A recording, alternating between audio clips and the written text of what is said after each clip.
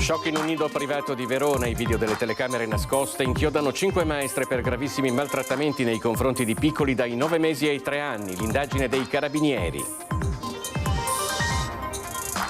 Picchia brutalmente la compagna e fugge con i 2 figli piccoli, facendo perdere le sue tracce un 33enne di Mestre, rintracciato e bloccato dalla polizia nel Bergamasco.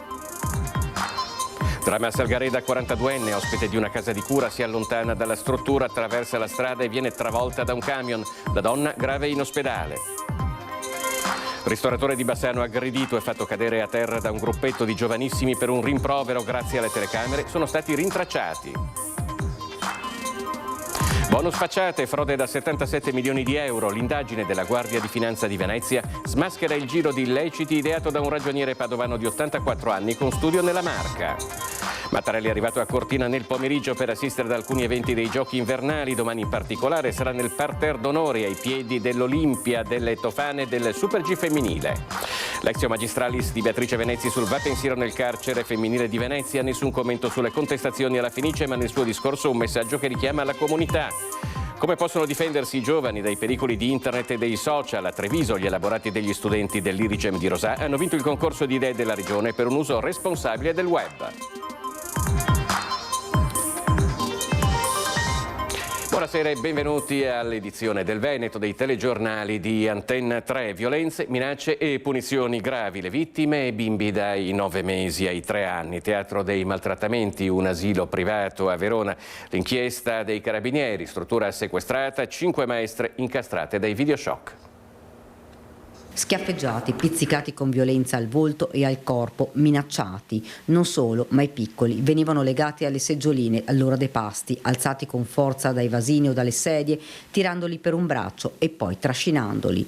Sono solo alcuni dei maltrattamenti a cui erano sottoposti i piccoli di un asilo nido nel cuore di Verona, bimbi indifesi in balia del personale della struttura. Un'attività che è durata circa un mese, che ha documentato una cinquantina di casi di maltrattamenti al danno di una quindicina di bambini in un'età compresa tra i 9 mesi e i 3 anni. Per 5 educatrici è scattata l'interdizione per un anno dalla professione in silenzio davanti agli investigatori. A parte una sorpresa iniziale non hanno detto nulla. La Procura di Verona, dopo le indagini dei carabinieri, ha disposto la chiusura dell'asilo privato, una complessa quanto mai delicata attività di investigazione avviata a dicembre 2025 a far scattare le indagini, una segnalazione. I maltrattamenti continui sono stati ripresi dalle telecamere posizionate dagli investigatori all'interno della struttura.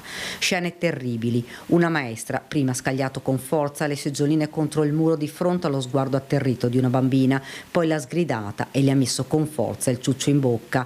In un altro caso, una piccola è stata fatta dormire in uno sgabuzzino buio su un materasso appoggiato sul pavimento, lasciata sola con della musica. Gravi sono anche le contestazioni riguardanti le basilari norme igieniche. I bambini non venivano puliti né aiutati dopo i bisogni, restando sporchi di pipì. I materassini e le lenzuola venivano calpestati con le scarpe o buttati sul pavimento. Struttura sequestrata per interrompere immediatamente le condotte criminose e per preservare integralmente lo stato dei luoghi per ulteriori accertamenti. Presto verranno sentiti i genitori dei piccoli. Questa è stata solo la prima tranche dell'indagine che doveva documentare appunto le condotte criminose e interromperle. Adesso saranno avviati ulteriori accertamenti, tra cui anche quello di ascoltare i genitori delle vittime. La Procura e i Carabinieri restano a disposizione dei genitori preoccupati che vogliono collaborare per la ricerca della verità. Un 33enne di Mestre è stato rintracciato e bloccato dalla polizia in un piccolo centro della Bergamasca dopo aver picchiato la compagna. Era fuggito con i 2 figli piccoli. Avevamo 2 obiettivi, il principale, il primario, ritrovare e recuperare i bambini sottratti dal papà. Il secondo, non meno significativo, consolidare il quadro indiziario nei confronti dell'uomo per i ripetuti, reiterati maltrattamenti commessi in pregiudizio della compagna. Un'indagine lampo, quella della polizia, coordinata dalla Procura di Venezia. Rintracciato e fermato il 33enne che prima aveva picchiato violentemente la compagna e poi era fuggito portando con sé i 2 figli. figli, ricerche che si sono esaurite in 24 ore, tempo in cui gli investigatori della squadra mobile del commissariato di Mestre hanno costruito un ampio e articolato sistema di scambio informativo tra la polizia ferroviaria, stradale e le altre squadre mobili del territorio. L'uomo è stato poi localizzato in un piccolo centro della Bergamasca. I bambini sono stati ritrovati, abbiamo tracciato gli spostamenti dell'uomo con sofisticati sistemi di localizzazione e di sorveglianza elettronica e con il determinante contributo della squadra mobile di Bergamo. A distanza di pochi giorni il Tribunale di Venezia, su richiesta della Procura, ha emesso anche un provvedimento cautelare di divieto di avvicinamento nei confronti dell'uomo. C'erano in gioco 2 bambini molto piccoli che avevano bisogno di cure e affetto. Sicuramente la parte più soddisfacente è stata vedere l'abbraccio tra la madre e i bambini. I bambini sono stati riaffidati alla madre, mentre per l'uomo è scattato il braccialetto elettronico e il divieto di avvicinamento. Il 33enne italiano è ritenuto responsabile di maltrattamenti con i familiari e lesioni personali aggravate. Non era la prima volta, infatti, che metteva in atto ripetute violenze fisiche e psicologiche. In questa occasione, al culmine dell'ennesima lite, si è scagliato contro la compagna con violenza, scappando con i figli e facendo perdere le sue tracce. Una fuga durata appena 24 ore. Si era allontanata di corsa da una comunità terapeutica, ma una volta uscita all'esterno è stata travolta da un camion mentre cercava di attraversare la strada. L'incidente è avvenuto poco dopo le 13 a Salgareda, lungo via Provinciale Ovest. La donna, una 42enne, dopo l'impatto con il mezzo pesante è stata scaraventata contro un'auto in sosta. Subito è stato lanciato l'allarme al 118 e nell'arco di pochi minuti sono intervenuti a Salgareda medico e infermieri del SUEM. La donna è stata trasportata d'urgenza all'ospedale Cafoncello di Treviso. Le sue condizioni sono serie, ma non sarebbe in pericolo di vita. Per gli accertamenti del caso sono intervenuti gli agenti della polizia locale e una pattuglia dei carabinieri. Al vaglio le telecamere presenti nella zona. L'autotrasportatore, un 57enne sotto shock, ha raccontato di aver trovato improvvisamente sulla carreggiata la donna e di non aver potuto far nulla per evitare l'impatto. Il Tribunale dei minori di Napoli ha stabilito le responsabilità del lancio della statuetta che ha colpito a morte la padovana Chiara Iaconis. I genitori del minore coinvolto però negano ogni responsabilità. Intanto la famiglia della trentenne aspetta le scuse. È stata emessa dal Tribunale minorile di Napoli la sentenza in cui viene riconosciuto autore di quel gesto il figlio dei signori. Però essendo all'epoca dei fatti sotto i 14 anni, sotto i 13, non è perseguibile per legge. Quindi la sentenza sancisce in maniera puntuale, ricostruendo puntualmente tutto quello che è avvenuto, l'autore del gesto proprio nel ragazzo. Però contestualmente dice che non è perseguibile, quindi si chiude così la sentenza. Una prima sentenza, quella del Tribunale dei minori di Napoli, riconosce e sancisce l'autore del lancio della statuetta che ha colpito e uccisa Chiara Iaconis. La notizia è stata comunicata nelle scorse ore al papà della trentenne padovana. A lanciare l'oggetto di Onice quella domenica di settembre un bimbo di 9 anni, non imputabile per legge perché minore di 14 anni. Una sentenza che arriva 2 giorni dopo l'interrogatorio a Napoli dei genitori del bambino, sentiti dal pubblico ministero titolare dell'indagine. La coppia di professionisti napoletani, ritenuti responsabili di non aver vigilato sui propri figli, hanno negato qualsiasi responsabilità, raccontando invece di aver trascorso quella domenica in salotto a guardare la TV e senza mai perdere di vista i bambini che a loro dire non sarebbero mai usciti sul terrazzo. I genitori hanno portato anche una perizia balistica di parte per sostenere l'impossibilità che un oggetto lanciato o lasciato cadere dal proprio balcone possa essersi scheggiato e poi rimbalzato colpendo Chiara, causandole la morte. Aspetti che verranno chiariti nel processo ordinario. Intanto però il Tribunale dei minori ha emesso la sentenza. Per la famiglia Iaconis un primo passo verso la verità. Un riconoscimento dell'autore è un grosso passo avanti per noi, perché almeno un tribunale, non quello ordinario ma quello minorile, almeno una sentenza che mette un punto fermo nella questione. Quello che ora la famiglia padovana vorrebbe è che venisse finalmente abbattuto il muro di omertà e che da parte dei genitori del bambino arrivassero delle scuse. Ribadiamo lo stesso concetto che abbiamo più volte rimarcato. I genitori alla luce anche di questa sentenza, dovrebbero prendere atto di quanto hanno detto e fare un passo indietro, riconoscere la responsabilità che hanno quali genitori e come primo atto quello delle scuse e poi affrontare quello che la giustizia li chiamerà a fare. Ecco. A Bassano del Grappa un ristoratore è stato aggredito da dei giovanissimi che sono stati poi rintracciati grazie alle telecamere di videosorveglianza. Ancora un episodio di violenza che vede protagonisti giovanissimi. Siamo in pieno centro città, in piazzotto Montevecchio, dove è stato aggredito un ristoratore da un gruppetto di minorenni, poi risultati essere tra i 14 e i 15 anni. Pare che a scatenare tutto sia stato un rimprovero che l'uomo avrebbe fatto ai ragazzini perché facevano troppa confusione. Loro lo avrebbero seguito, colpito da dietro e fatto cadere a terra per poi scappare. La vittima si sarebbe recata al pronto soccorso per le cure e fortunatamente per lui niente di particolarmente serio. Anche se la vicenda ancora una volta aumenta il senso di paura e insicurezza che si sta respirando in città. Il gruppetto è stato identificato dalle telecamere della videosorveglianza che ha ripreso ogni cosa, riuscendo a far rintracciare in pochissimo tempo i minori responsabili dell'aggressione. Con l'ausilio delle telecamere in zona Piazzale Trento li ha intercettati che erano lì tranquillamente. Di chi si tratta? Si tratta di 4 ragazzi dai 14 ai 15 anni più una ragazza sempre di quell'età.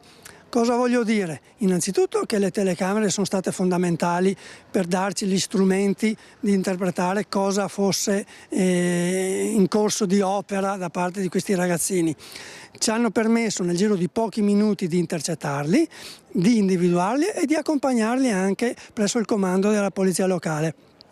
Dopodiché sono stati accompagnati tutti identificati presso il comando dei carabinieri. A questi ragazzi dico non bene, perché a 14-15 anni farsi questo giro in comando e presso il comando dei carabinieri non è una bella esperienza, non è un buon viatico. Alle loro famiglie dico fate attenzione cosa vanno a fare i vostri figli di 14-15 anni in giro per le piazze di Bassano, perché sono segnati. Ed ora parliamo di una frode da 77 milioni di euro nell'ambito del bonus facciate. L'indagine della Guardia di Finanza di Venezia ha smascherato il giro di illeciti operato da un ragioniere padovano di 84 anni già condannato a 3 anni di carcere. Sequestrati beni e immobili in quasi tutte le province del Veneto. Maxi truffa da 77 milioni di euro legate ai bonus edilizi del decreto rilancio del 2021. Al centro dell'inchiesta della Procura di Venezia un ragioniere 84enne padovano con studio a Ponte di Piave nel Trevigiano è già arrestato 3 anni fa e posto ai domiciliari per vicende analoghe.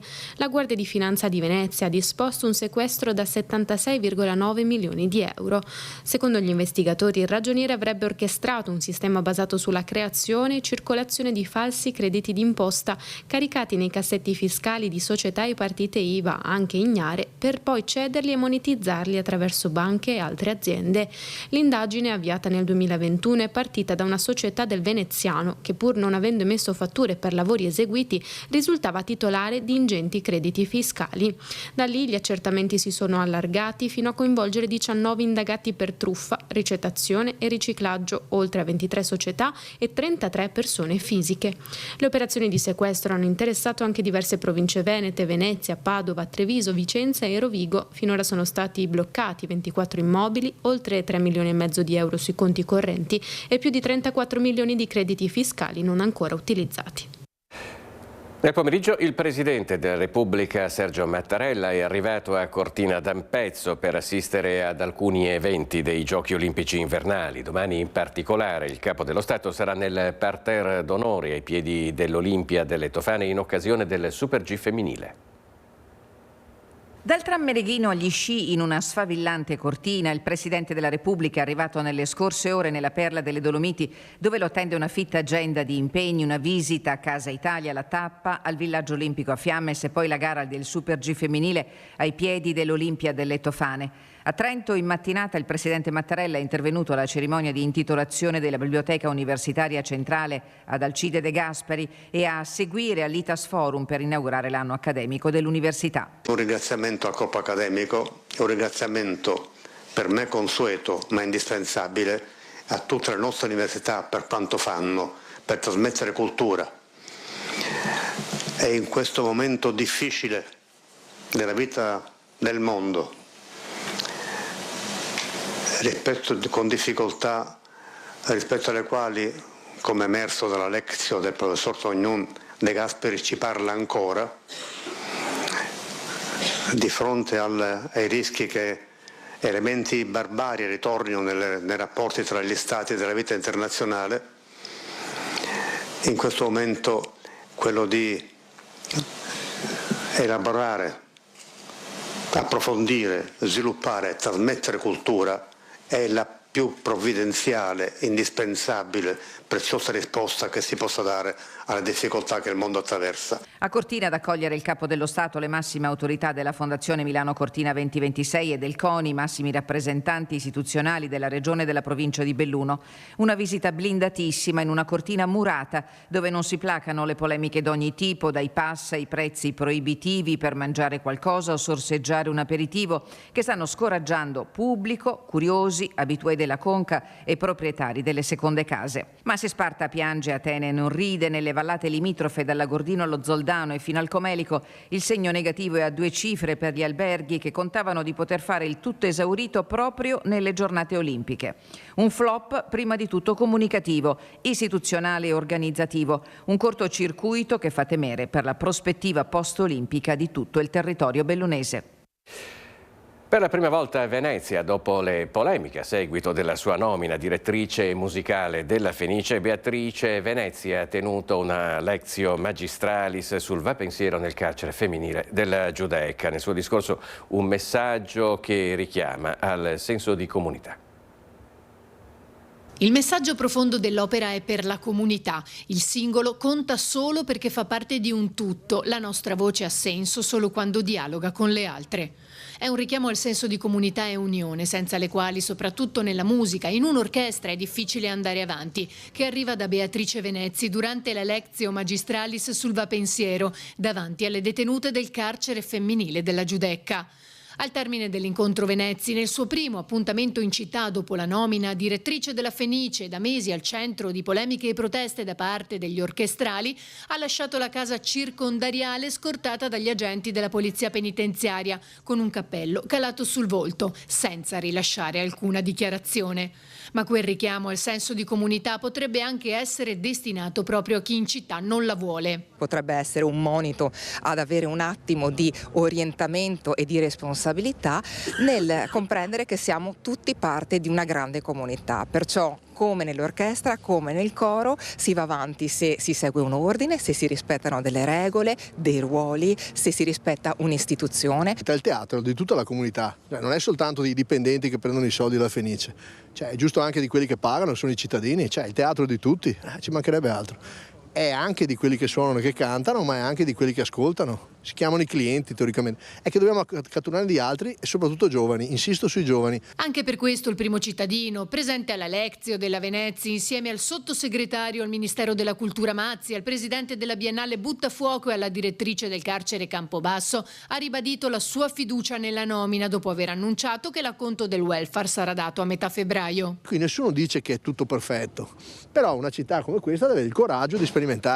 Io l'ho conosciuta, ripeto, personalmente dopo che è stata nominata e ho avuto veramente un'ottima percezione della persona. È una persona giovane, una donna, sì, e anche questo è un tema. Allora io penso che ci voglia coraggio, aprirsi alla città vuol dire questo, e la città è una città che sperimenta, proviamo, ascoltiamola, parliamoci, conosciamola, magari conosciamola personalmente intanto, perché sono state dette delle cose che secondo me non sono corrette. Tu non hai gli elementi per dire non è adeguata, non l'hai neanche mai provato, non l'hai neanche mai sentita, poi allora si casca sul metodo. Per Brugnaro si tratta di una strumentalizzazione politica che poco ha a che fare con le capacità professionali di Venezzi. Credo che all'interno ci sia anche un po' di strumentalizzazione, si va alle elezioni comunali, vuol dire che sta roba la risolveremo dopo le elezioni comunali, vorrei essere sicuro che qualcuno ci dica che non sarà candidato nelle liste, se no, se deve dirlo lo dica con trasparenza, insomma, così anche gli altri sanno che magari un po' di strumentalizzazione, lo so che a pensare male si fa peccato, però qualche volta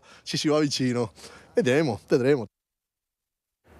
Come possono difendersi i giovani dai pericoli di internet e dei social network? A Treviso gli elaborati degli studenti dell'Irigem di Rosà hanno vinto il concorso di idee indetto dalla Regione Veneto per un uso responsabile del web.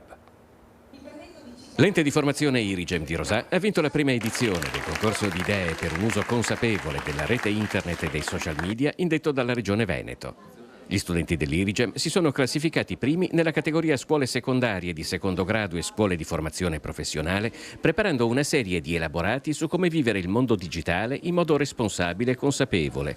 Un tema ampio e molto sentito dai ragazzi, sviluppato a 360 gradi, affrontando questioni cruciali come il cyberbullismo o la dipendenza tecnologica. Prima abbiamo fatto dei manifesti, poi dei libretti per le scuole, comunque da dare in giro ai più piccoli o comunque ai nostri coetanei, e poi dei giochi multimediali e dei giochi in scatola. Io ho fatto con una mia compagna di classe, abbiamo realizzato un video dove va a far vedere, diciamo, magari la persona ferita dalle parole, come può succedere spesso alle ragazze. L'intero progetto si basa sul principio ogni lettera conta, il web lo costruiamo noi, vale a dire un'assunzione di responsabilità in prima persona. Noi non siamo solo utenti di internet e il messaggio, ne siamo anche costruttori. Siamo partiti proprio dall'analisi con i ragazzi dei social e del telefonino come strumento, e poi lo abbiamo trasformato in un contenitore, quindi in un contenitore fatto delle loro parole, dei loro foto, e da lì abbiamo creato il progetto. Tutto il progetto è imperniato su questa, tra virgolette,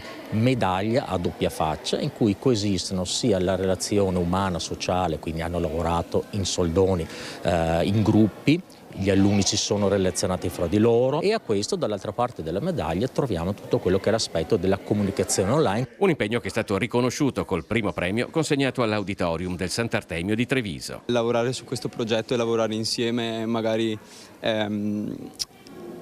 può riavvicinare anche su questo tema appunto l'interesse della classe e degli studenti. Quanto vi ha aiutato quello che imparate a scuola nel realizzare questi progetti? Beh, ci aiuta tanto, soprattutto abbiamo dei professori molto bravi e di questo ne dobbiamo essere grati, perché ci affiancano sempre, ci aiutano in ogni cosa e soprattutto nelle idee ci aiutano tanto, perché noi magari avendo meno esperienza abbiamo bisogno di un aiuto proprio come loro.